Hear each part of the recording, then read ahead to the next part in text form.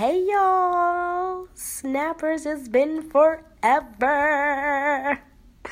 Feliz Dia de los Enamorados. Happy Valentine's Day.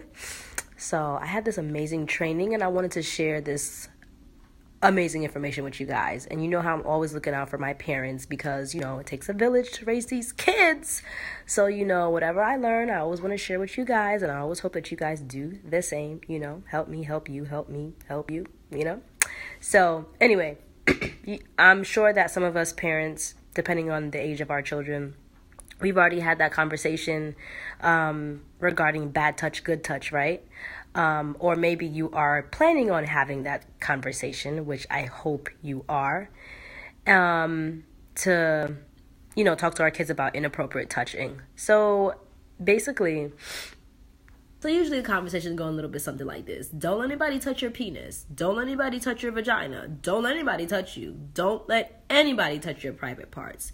And sidebar, parents, I can't stress how important it is to make sure that we are educating our children on the biologically correct name for those wonderful parts that God gave us. They are not tutus and woo-woos and tails and tunnels.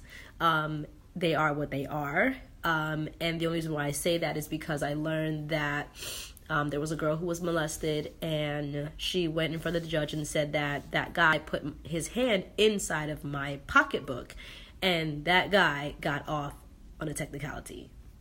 So going back to what I was saying, the whole point is that we tell our children, don't let anybody touch you. And you don't think about how dangerous that command can be. Think about it like this.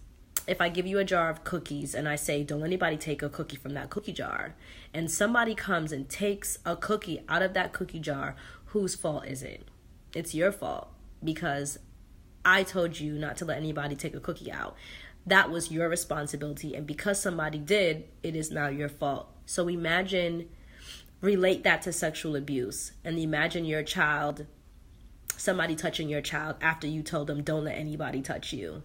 They're going to think it's their fault, and 99% of the time they probably won't tell you, and they will think that they will blame themselves. And I can't tell you how much times I see that with the clients that I see every day. I can't tell you how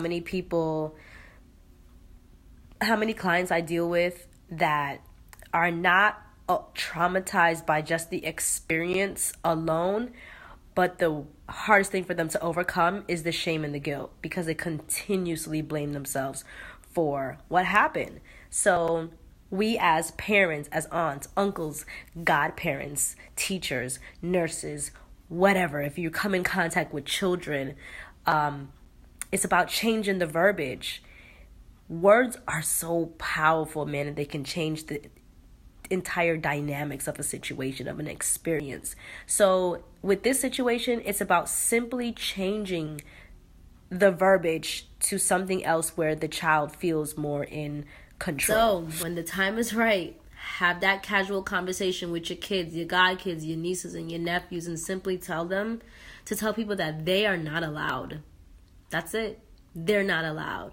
You're not allowed to touch me. You're not allowed to touch me without my permission. Listen to the power in that statement. By saying you're not allowed, I'm setting rules, boundaries. I'm drawing that line. I guarantee you, your kids will come back and tell you if somebody overstepped those boundaries, if somebody broke those rules, and if somebody crossed that line. Because they have power and control in that situation to know that it's not their fault because somebody violated the rules that they set, and they will never have to walk around with guilt or shame. And so I just wanted to encourage everyone. Number one, have the conversation. I can't stress how important it is to have these conversations for preventative purposes. And number two, good luck.